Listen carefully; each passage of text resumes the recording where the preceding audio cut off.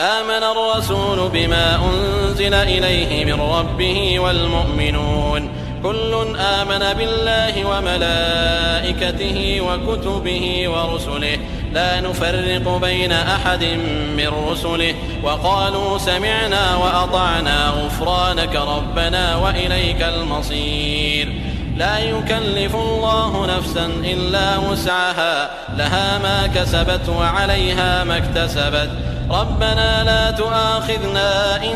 نسينا أو أخطأنا ربنا ولا تحمل علينا إصرا كما حملته على الذين من قبلنا ربنا ولا تحملنا ما لا طاقة لنا به واعف عنا واغفر لنا وارحمنا أنت مولانا فانصرنا على القوم الكافرين.